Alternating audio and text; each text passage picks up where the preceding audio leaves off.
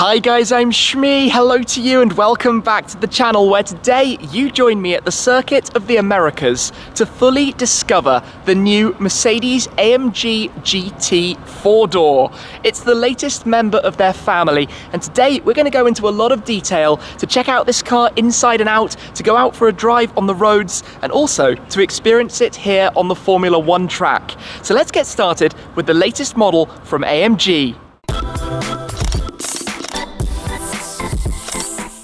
Here we are then, in the paddock at COTA, Circuit of the Americas, the home of the Formula One race here in Austin, Texas.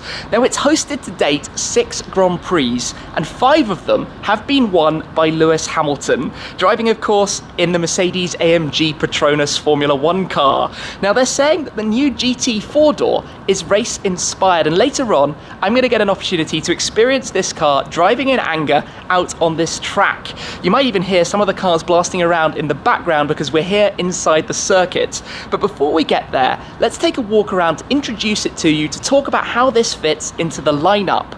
So it is now the 3rd model to come directly from Mercedes-AMG, developed in a Falterback by the team in-house.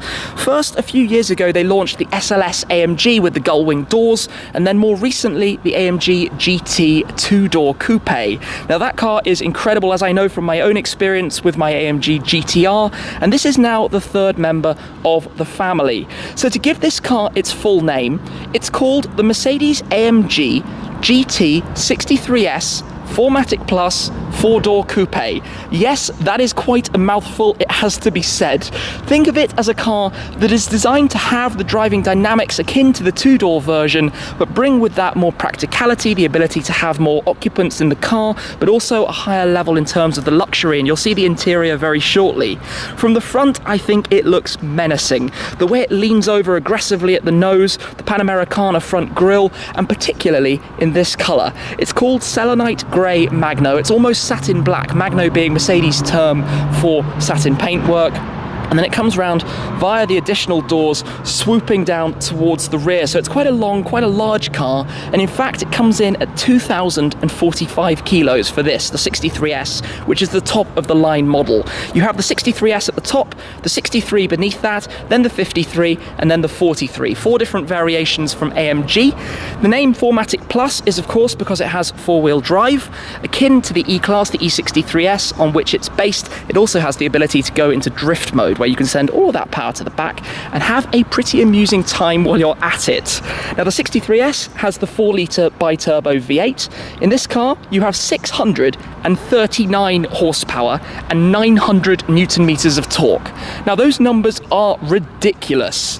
Let's have a quick look now at the interior, but just a glance because we'll come back to this in more detail later on. But before I even open the door, you will notice we are alerted here to the fact that you can take your mobile phone, connect it to the car, and using NFC you could literally unlock it and open up the doors. That's a pretty cool piece of technology.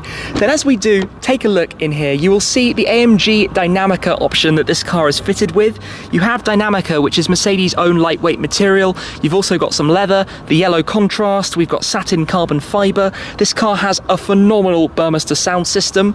On the inside we've got the AMG performance seats. Now those are very, very firm, but they do offer you good side support. But one thing I do quite like about the GT 4-door is that it introduces this new central console with a different way of interacting. You have these buttons which illuminate, still maintaining that V shape, so you'll see the V8 quite literally the same configuration as the engine to represent what we've got up front. We also have the new touch response controls on the AMG performance steering wheel, also finished in Dynamica, and then behind that you have the lovely dual digital displays which show you a whole host of information. So up front it is very, very feature rich. Let's come and have a quick look in the back, where you might be concerned about the available space, but that front seat is in my driving position. You'll notice there is plenty of legroom available, and even with the sloping roofline you don't lose too much by way of headroom, but I'll explore that in more detail later on as well. Then to come round to the back, of course by having this shape it introduces a larger boot. So we can open this up and you will see the amount of space that is available back here. You've also got the 40-20-40 folding seats. Now that is actually an option, but it gives you the ability to through load some pretty large pieces back there should you require. If we fold this back down, you'll see on the top there is also the spoiler right there, that obviously raises when you're driving the car at speed. Now this car has the optional lightweight wheels. It's running on the normal steel brakes. You can opt to have carbon ceramic should you prefer, but I think I should come round and jump in now just to fire this up and bring it into life. So let's do this and take a seat inside the GT 4-door, where we have the start button just here behind the steering wheel, and we can fire it up. That was a start in comfort mode, but we now have the control here on the right side of the steering wheel to go through comfort, sport, sport plus, race, or you can press it and jump to your individual configuration, or go the other way to the left to go into slippery mode for bad weather. So you have that ability very easily available on the steering wheel, and then on the left hand side you have the controls that you can actually adjust for different settings. So we've got exhaust set at the moment, but you could change it to manual, to the auto stop start, to the spoiler, to the traction control, and then turn it on and off. So exhaust open, go through the different suspension settings there with the AMG ride control, and of course if we do put it back into race, we get this very sharp AMG V8 noise that we're familiar with. The systems in here are all wonderful. We've got the fragrance dispenser there in the glove box. We've got the automatic or the controlled memory seats. We've got the seat heating. We actually have the ability from the left side to control the right seat, which I think is kind of fun. But it's probably about time to take this car out on the road to see what it's like, to truly discover it in a normal environment before we come back later on to push on hard on the racetrack. I've ventured back to the other side of Austin to come and find some twisty roads to drive on. Then we'll have the highways back to COTA to experience the more general driving environment before it will be track time. So the first thing to talk about is the gearbox that we have in this car and how it differs from the other models in the AMG lineup. So in here we've got the 9-speed AMG Speed Shift, a 9-speed automatic gearbox. Now in the 2-door coupe you have the 7-speed dual clutch, and the main reason for the difference is simply how much torque you have in this car. So in the AMG GTR, for example, you have 585 horsepower with 700 newton meters of torque. In the 63 version of this car, you have the same 585 horsepower, but in the 63S, you have 639 horsepower, along with an increase to 900 newton meters of torque. Now, a dual clutch gearbox basically can't handle that amount, which is why you have the automatic. Of course, though, it's a gearbox that Mercedes have developed very highly. It works very quickly and efficiently and smoothly, and you find it in pretty much all of the models, from the 43s, the 53s, the 63s and the 63Ss, for example. Now, that's mated to the engine, that 4-litre biturbo V8, a power plant that we're seeing pretty much again across the entire AMG range. So from the C63, C63S, E63, E63S, S63, you've also got the GT63, 63S, you have the SUVs, the G63, the GLC 63, the GLE 63, you've got the mid-engine supercars, the GT, the GTS, the GTC, the GTR. That's probably a non-exhaustive list, but you basically get the point. The engine is appearing everywhere because it's fantastic. The noise is great, the feel is great, it's pretty efficient as these things go, and to be honest, from my experience, I love it in pretty much every car I drive. The sound is always fantastic. Now at the moment I'm driving in comfort mode, just completely chilling, relaxing, enjoying the drive, cruising along. Now even here you do notice that the steering in this car is quite heavy. The reason for that is, I guess, more engagement, more feedback, more feel, and it stiffens up when you turn it up through the different modes as well. Even in individual you can configure exactly how you want the car to be. Today's weather is pretty variable. We've got the sun right now, but we've just been having some drizzle right before I started this video. But to go from comfort one notch to the right, we get sport mode. You can immediately hear more noise. Now the thing with the sound of this car, so this engine sounds great, it has to be said. Comparing this to the E, it's actually quieter inside, and I suspect that's because there's more sound deadening, and also the exhaust tailpipes are slightly further away at the back of the car. But new regulations are pretty relevant. This is a European spec car that I'm driving here in the US, and in Europe they have recently introduced WLTP, the new emissions test, which basically restricts anything fun, including sound. That means in here we now do have slight sound generation through the speakers. You get a weird sense of that coming from in front. It's very, very subtle though. It's not how it was when the first few cars from different manufacturers started doing this, but it is there ever so slightly. If you do go further up, you can get a little bit louder. Obviously the gearbox will drop and hold a slightly lower gear, or you can press the dedicated button in the center and go manual, where you can downshift it and start to get those noises with the pops and crackles that come out of the back of the car. We'll come to a standstill in a second, so we just enjoy some nice downshifts. Drop it down into first. Yes, it sounds cool. if not a little bit hooliganistic. But hey, that's the character. This is a car that, although you've got, you know, the capacity for people in the back, for luggage, you do have a little bit of get up and go and have some fun, and we will be doing more of that on the racetrack when we put it into race mode later on. Now, one difference between the 63S and the 63 is that in here you have race mode. In the 63S it stops at Sport, sorry, in the 63, the non-S, it stops at Sport Plus. You can independently control the various different characteristics, so if you wanted the suspension softer right now, you could actually do that, put the suspension into comfort mode, even though we're driving in noisier, more angry mode, put it back into automatic should you wish. You can control the driving modes in the center console as well if you didn't opt to have this steering wheel where you have the toggles. That's actually an option. You can also open and close the exhaust to make it a little bit quieter or louder in any configuration that you want. So you have a lot of flexibility in terms of how you can set up the car for your style, your character, or how you're feeling on that specific day. Then of course it's loaded with creature comfort. So if you have the comfort seats, you can have them massaging and moving around and doing all of that. These are the performance seats, which are more track focused. You've got the fragrance dispenser like I mentioned, but you have all sorts of sensors and detectors that enhance your driving experience. A nice head-up display. You've got collision warning, pedestrian warnings, lane guidance, vibration, assisted steering, basically everything that you kind of want to have in a modern luxury car. So how it sits in the lineup, I would say it's much more sprightly than an S-Class, than an S63. You feel it's more of a dynamic car, but then again it's also more luxurious than the E. So you can kind of see how they have this entire range. Yes, there's some blurred lines between them in terms of how they sit, and that's some particularly rough ground that we're just driving on. Back onto the smoother stuff, and it's really very quiet in here. But it makes sense. There is really a car for every buyer. You just have to spend some time thinking about which version from the lineup it is that you're actually interested in.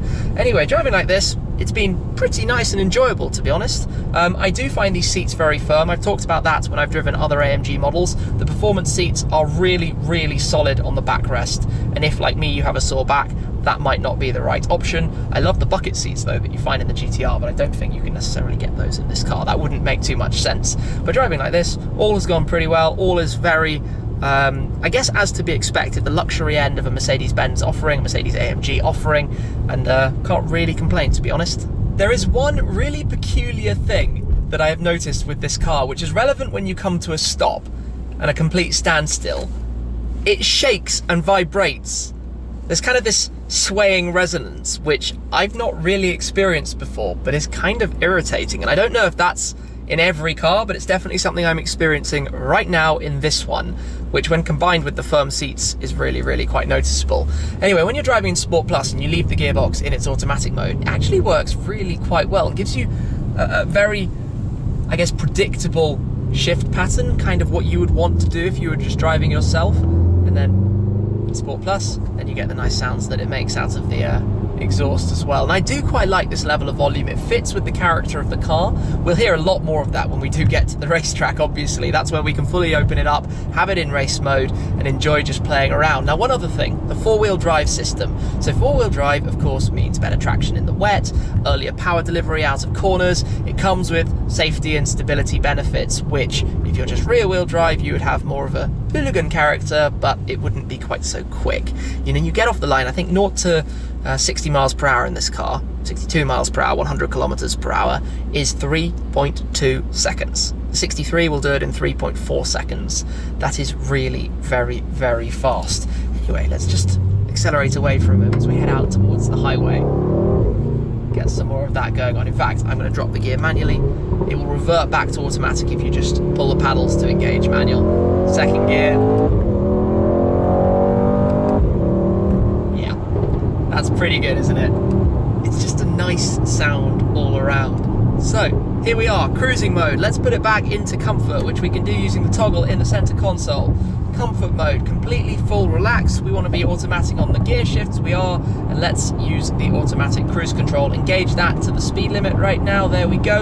You can jump it up and down in 5 mile per hour increments. We've got the automated steering, so if you remove your hands from the wheel, the car will kind of guide itself and follow the lanes naturally for a period of time before it reverts, because European spec car. Of course, the radar sensor, if we came up behind a car in front, would slow us down to match, and you can indicate as well, and then the car will just move over to the adjacent lane or however it's set up, completely automatically. We've also got auto lights, auto wipers. In fact, we've got the very intelligent, clever lights, the multi-beam LEDs. We can see those from the outside as well. And everything like this just becomes gentle cruiser. It's alerting me to put my hands back on the wheel. The sensors then detect that you're back and holding onto it. The head-up display, very decent, lots of information. Could be slightly higher resolution, but we can see a lot of things going on there. Navigation instructions, controls, cruise control information, the current live speed limit. You can change these displays. I'll show you that later on. The different types of display you can have, the different interfaces and skins.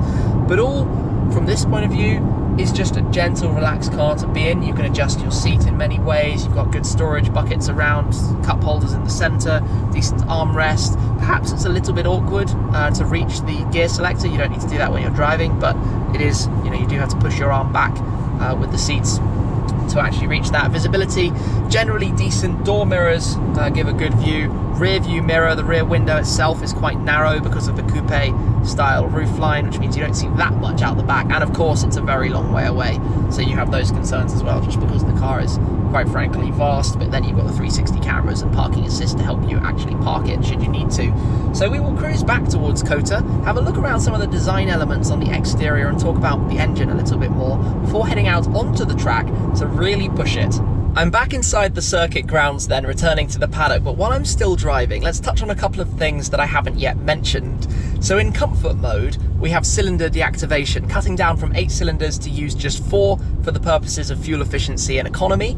We've also got AMG's ride control. So in the 43 and 53 versions of the car, you have the regular ride control. In the 63 and the 63S, you have the Ride Control Plus. That's the air suspension system, which gives you such a dynamic range from comfortable at one end to being more dynamic at the other, that we'll experience very, very shortly as we come down and I can see a lineup of the cars in front of me in the paddock now. We've also got a limited slip diff at the rear, which of course is the key to having a lot of fun. You can put the car into the drift mode, like I mentioned, two-wheel drive mode, and pure hooliganism can start from there. And we also have rear wheel steering, so I can give you a demonstration of this, as well as just coming to a stop for a moment where we should have stop start. Yep, the engine cuts on out.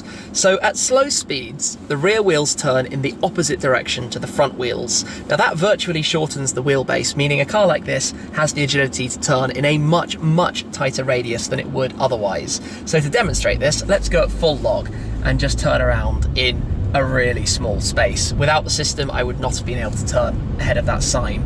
And then at high speed, the rear wheels turn in the same direction as the front wheels, which gives you much more stability. So if you're blasting down the Autobahn, for example.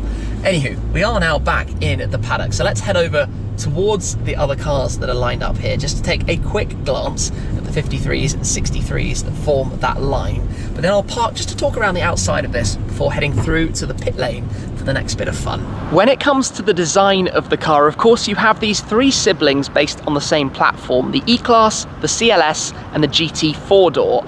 Now, being the AMG variant, of course, it's the most aggressive visually, but there is some crossover in terms of performance. So the E-Class goes right up from base models to the 63S. The CLS only goes up to a 53. That's the top spec you can get of that range, whereas the GT 4-door has some overlap, starting with the 43, also having a 53, and then the 63 and 63S on top, which they're saying won't ever come in the CLS lineup.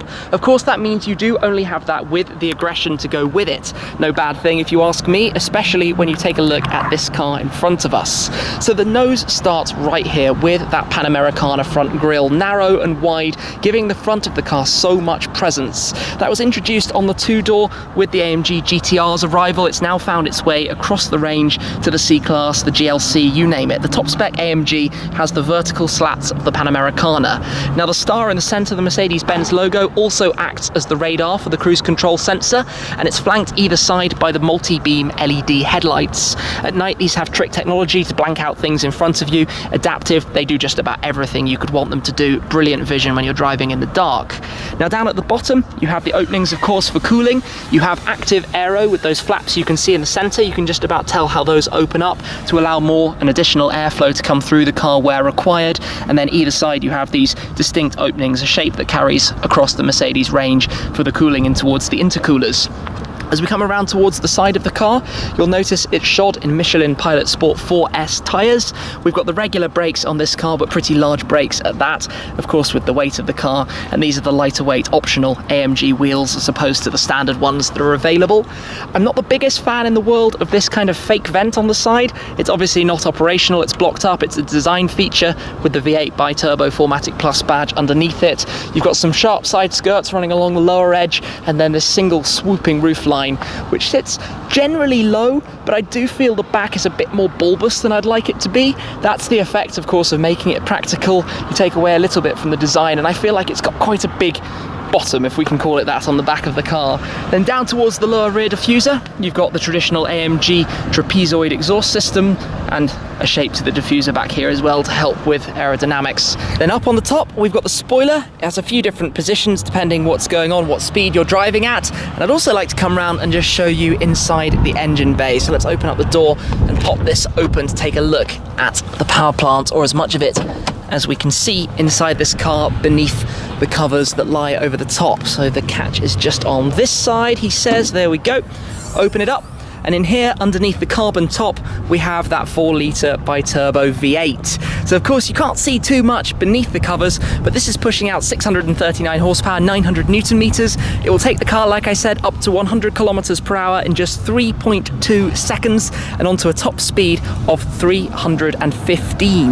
The 63 will take 3.4 seconds and go up to 310. And also available is the 53 that has the 3-litre inline 6 with a single turbo, as well as the EQ boost system that offers 435 horsepower and 520 Newton meters.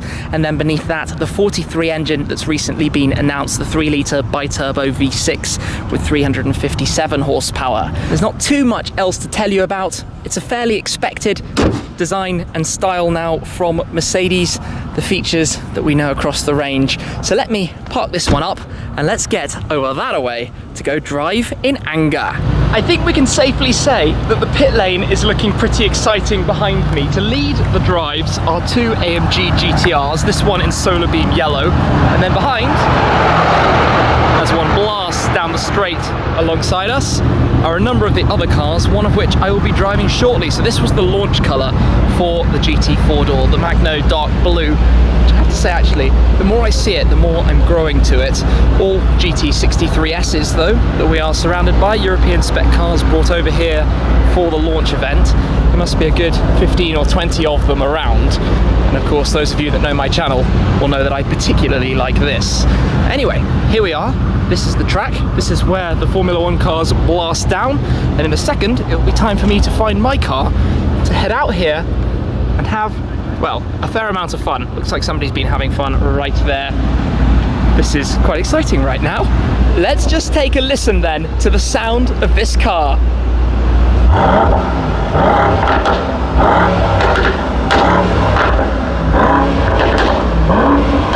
Those cracks are really, really loud.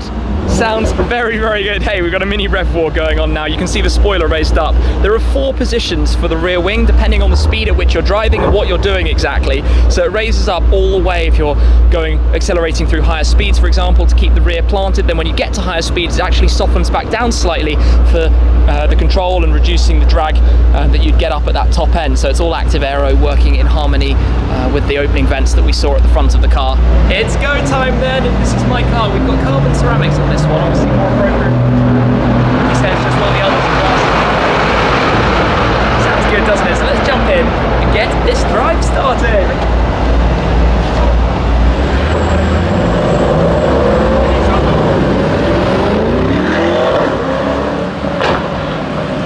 Here we go then. Now of course for this we want it to be in Sport Plus mode. I'll keep it shifting automatically for the time being, maybe play around with it being in manual later on. I've got traction fully on. Remember, we have the 4MATIC Plus system. The exhaust is open, so time to engage the noise as we come up the hill towards T1 out of the pit lane. Now there are lots of very, very tight and twisty corners on this track, but you start to get that sound. It's so good. And the steering comes into its own when you're in a dynamic environment. It starts to feel more like the 2-door GT, giving you the feedback, the weighting that you want out of it. as we go through one of the technical twisty parts of the track. It's a very, very fast circuit, this. Lots for me to learn. So we fly around in this little parade of 63Ss behind the GTR. You can feel the balance, you can lean a lot on the outside of the car. The weight is of course there, that is not disguised. The gearbox is very responsive, it shifts down incredibly quickly and kind of on demand. I'm not having to feel like I'm stuck in a higher gear than I want to be. So we come out, put the foot down, hear all of that noise. Now I'm wearing a helmet, but I can still hear an awful lot of it as we come down towards the hairpin at the end here, up towards the top end of the rev range. Hard on the brakes. We haven't gone completely max braking yet, but get a good feel out of those. Now we've got the back straight, early on the power, no sense of slipping or lack of control. 160, 170, 180, 190, 200, 210. We've got some drizzle down the back here, 220, 230, 240. And I'll start feathering the brake now coming in towards the final corner. The sound is brilliant in here. Firm on the brakes into a tight corner. Now let's give it too much power. Yeah, there we go. Traction just slightly limiting and holding back the power from doing anything silly in that mode. You need to have the ESC into sport mode to be able to let yourself unwind and just toy around with it a little bit more. But you can lean on it and hold the grip through the corner. This 4MATIC system is fantastic for that. As we come into the final corner before it will open up down onto the main straight. Honestly, there is very little need to have the gearbox in manual. It's super responsive, very quick to react when you do press your foot down on the throttle pedal. 200-ish, 220 as we head up the hill towards T1 again. Firm on the brakes, like the car in front with its hazards flashing, and then we'll tuck it into this tight first corner. This is the one where you have to watch out to not run too wide on the exit. You can feel there the back starting to slide around, play a little bit with us as we carry a lot of speed through the off cam that we've got here. It feels like a track car, not like a big family saloon car. I mean, I guess that's what they're going for with it. It's an AMG GT series model after all, but it lets you carry remarkable speed around the track here.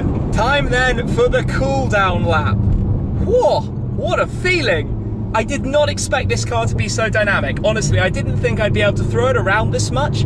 On the road, it felt a little, I didn't quite gel with it. It felt a bit maybe too hardcore, maybe too crazy. But here on the racetrack, for a car with a back row of seats, it feels so natural. It feels like this is where it should be. Now for this last lap, I'm going to put the traction into sport mode with a press of the hotkey, as will the gear shift go into manual. It's great that you have such easy access to those on the steering wheel, ready and available without having to take your hands off the wheel to change any settings or adjust anything. And see if it becomes a little playful as we take on the last lap. It's drizzling a little, so I've got to watch out for the rain. Don't want to do anything too stupid. Start to get a feel for the back being willing to pop out. It directs a lot of power to the rear. Unlike the E63S where it brings power in more towards the front very quickly, this is very happy to let the back do that and be thrown around and have some fun with the stability and security of the four-wheel drive system. The front will pull you back through as it then sends the power back towards the front a little bit later on. I guess I'm going to be playing with this a little bit more, but right now, as we go around these corners, and just get to feel with this. Press the throttle pedal, the back goes out. Oh, into the red line. My bad, I'll hold my hands up to that one, but what an awesome amount of fun. We've also got the sport displays, which give us a lot of information on the main screen. The G-force sensor is up as well. But basically, this is pure entertainment in a very, very fun way.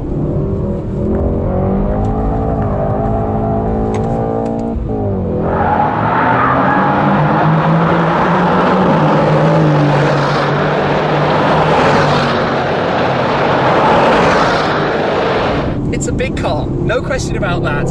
It's a big heavy car, but it's a very entertaining one. We've got a massive wheelbase, which of course helps an awful lot with this, sending all the power right there to the back. The moment you can gather, the momentum you can carry. And here, just to play with this again, early power, out goes the back. What a ball. Pure entertainment in AMG style.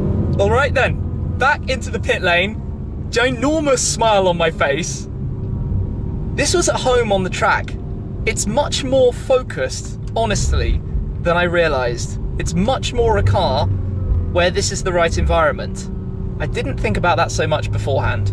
Into park then, and that will be that. Yeah, sounds good. So, what a drive that was. It's all action here in the pit lane. Lots of cars coming and going with the grumbly, rumbly V8s. But let's take a look at these two and dive into more detail with the interior. So we had a quick look at the Dynamica interior before, but check out the interior now inside the blue car that we have here, just briefly, so you can see some of the differences. So this car has the gloss carbon fiber, we've got red stitching, it's got the silver interior inlays as opposed to the piano black, and you can spot a few differences as well with the general trim around the interior. The upgraded Dynamica though, I think is absolutely stunning. So let's take a seat in here, fire the car up, and then start running through some of the controls and displays. And there are so many things to show you. We've got the illuminated AMG side sills that you can now see with the car parked up in the shade. But let me take a step in. I believe the key is inside, so we can just press the button and get this started up. So we will click through the buttons there so that you can see the main display. Central navigation system is engaging itself. I'll just close the door for a second. So the Burmester sound system that I mentioned earlier, 24 speakers, 1,450 watts of sound. Quite impressive to say the least. So behind that you have the controls for the seat heating as you'd expect right here with 3 different stages. The button to engage and control the seat on the opposite side. You can move the seat in various different ways, the headrest, the backrest, the base, and also the front part of the base. So I can show you this on the passenger side actually. You can slide that forward should you wish, just to have a slightly extended base underneath you. We'll go back to the driver's side. You've got the buttons here to lock and unlock the car, and then of course your various controls for the windows and the door mirrors at the front, and even folding the mirrors electronically if you require for parking. So that all works, to be honest, as expected. You've got a button down here in the door pocket to open and close the trunk, the boot I should say, but we are in America right now. And then over here to the left are your hotkeys for the various different safety systems. So the steering assistance, the lane guidance assistance, this is the parking sensors to disable those if they're annoying you, the head-up display that you can turn on and off. I'm not sure if you can quite see that in front of me with the information it's showing. More cars coming into the pit lane. Then you've got the button here to raise the suspension, so to get in and out slightly easier, or to load the boot, and you can do that with the press of a button.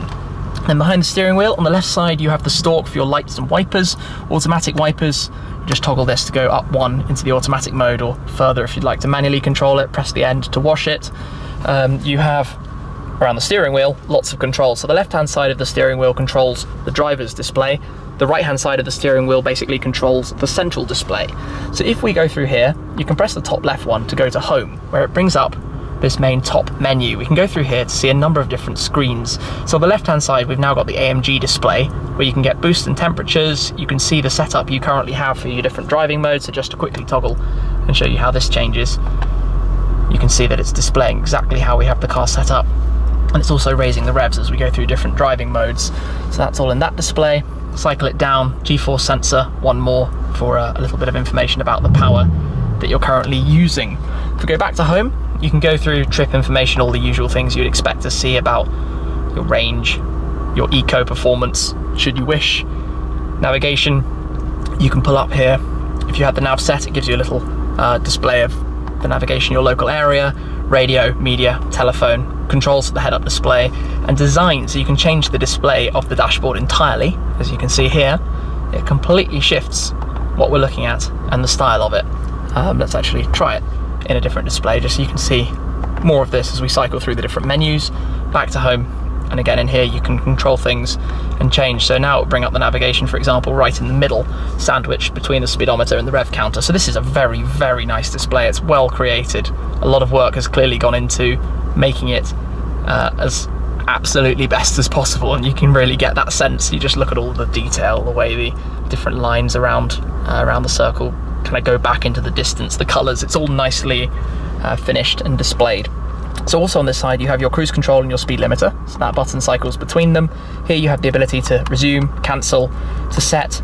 You can hear where it clicks a second time, that's to jump up 5 miles an hour at a time. And then on the right side you can control your distance to the vehicle in front or behind you. On the right hand side then, we have the main control for the central navigation system. So pressing home here literally takes us back to the main screen, which you can also control through the new system you have here in the center. So if we just go through this a little bit, you can see the main nav screen, press to the right or slide to the right with the toggle here, and you get to go through the different menus. So literally slide it over to the right and we can start typing in things, and depending what exactly you want to be doing with it, back to the main screen, I think here, or go back to home and go through your things you'd expect: in-car office, connect, vehicle, and settings. And there is a lot you can go through inside vehicle, believe me. Seats, climate control, energizing comfort. This is quite fun. Energizing comfort is the control that would do your lumbar massaging seats, the fragrance dispenser, the air conditioning. Just combine it all into one experience depending how you want it set up. Dynamic select will allow us to control the individual configuration and change various things, so the drive, the transmission, the dynamics, the suspension, and the exhaust system. And we also have AMG Dynamics that you can see here, which is the control of the traction system. So you can set that up. It's a very clever technology that will control the four-wheel drive system, the traction control, and various other elements, depending basically how you want to drive the car.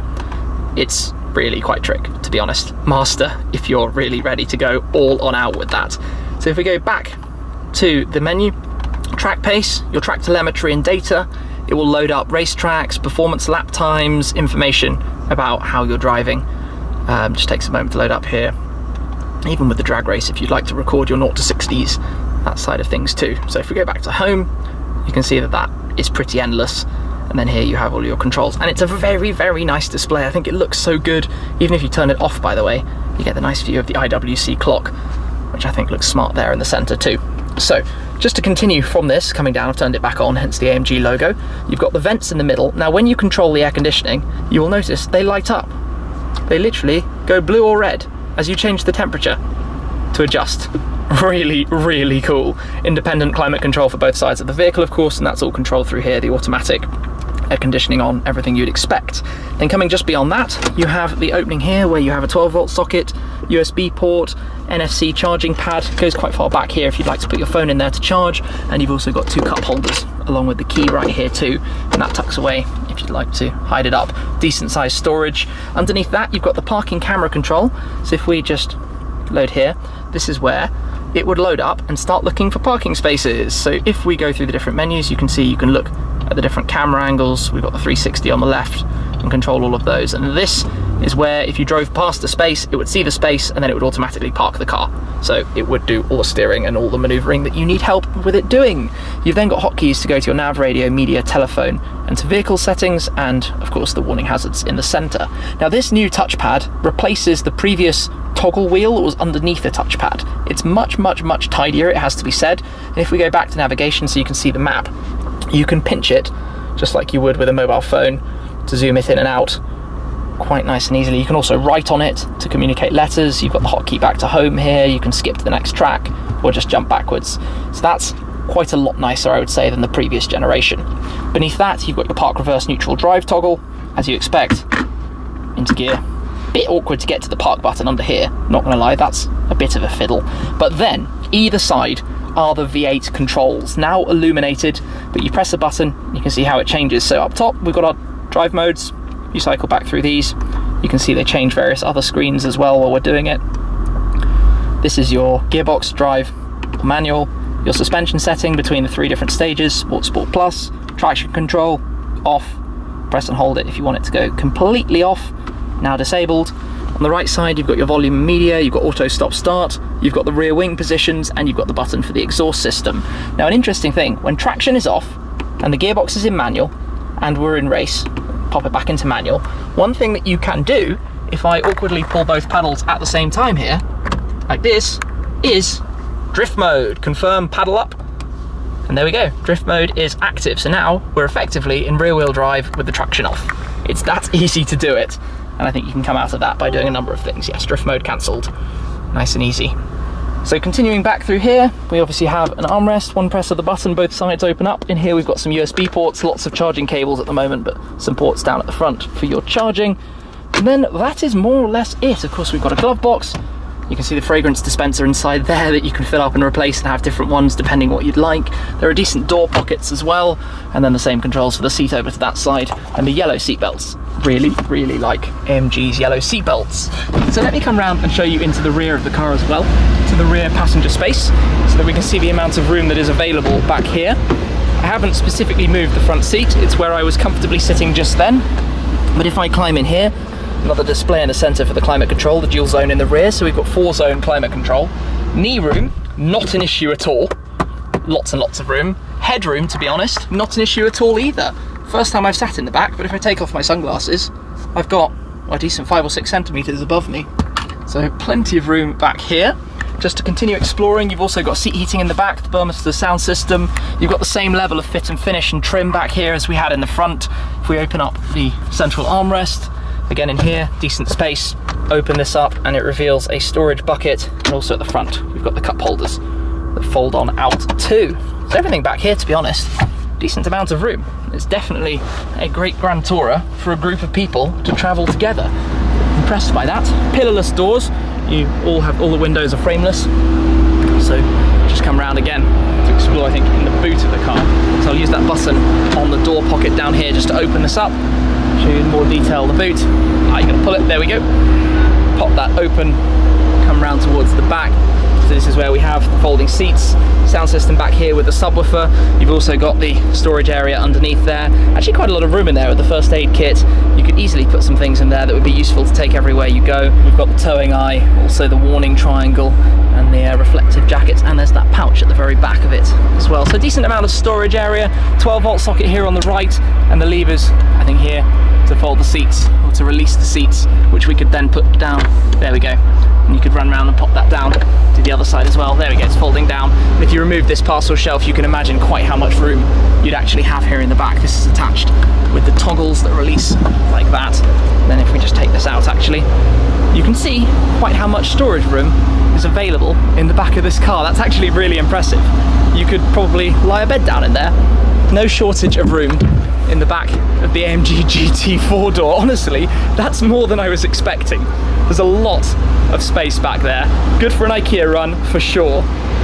To fold the seats back up, simply come around, pull the seatbelt out of the way, pop this up, and into place it clicks. Simple as that. Very, very easy. Come around, just shut this down too.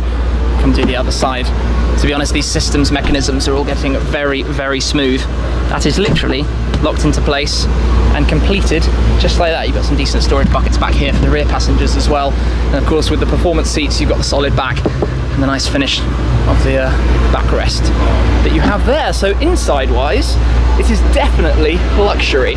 You've obviously got access to the technology, for example, the fragrance dispenser and AMG Dynamics, but has to be said, oh yes, next to the wall, that does sound very, very, very nice. So let me shut this one off for the time being and head on out. Now this car here is the GT 4-door 53. It's wearing the optics pack, so it looks like a 63S, but you'll notice the designation difference on the flanks where it just says turbo as opposed to V8 biturbo, because up front you've got the 3-litre inline 6. Now let's open that up and have a very quick look at it. And please do excuse the rock band performing in the background right now, but inside here we have the engine that's supported by EQ boost. So it gets an additional 22 horsepower and 250 Newton meters, which is clearly quite substantial. Now the car is a little bit lighter. It comes in at 1,970 kilos, so it's 75 kilos lighter than its V8 powered sibling. And again, the 53 engine is spreading across the ranges, so you can get it in the likes of the E and the CLS and a number of other models too. And of course, finished like this, it looks exactly like a 63S as well. That brings me to an end then of my day here today at COTA with the Mercedes-AMG GT 63S 4MATIC Plus 4-door coupe, to use the full name again. A car that for me has really come to life out on the racetrack. It's perfectly at home in a dynamic environment. On the roads, it's firm, it's aggressive, it's boisterous. The characteristics of an AMG, perhaps too much so, but here it is right at home. When it comes to the looks of the car, as I mentioned, for me, the rear doesn't quite tick the right boxes. The front, though, is aggressive and menacing, and exactly how it should be. I've always been a very big fan of the look of this, with that grille, with that stance, the way it leans forwards towards the front. The car sits low and aggressive and proud. And to be honest, I have had a fantastic time today experiencing it, enjoying the 4MATIC Plus system, well aware from my previous experience in the E63S of how it works when you do pop it into drift mode. So it's a big thanks from me to Mercedes-AMG for the opportunity to come here to the Circuit of the Americas to drive this car in anger. And I hope you've enjoyed this very full, in-depth look at it, inside out, all of the details. So thank you very much for your time. time. I hope you've enjoyed the video. That is it for now, guys. I'll see you again very soon. Cheers.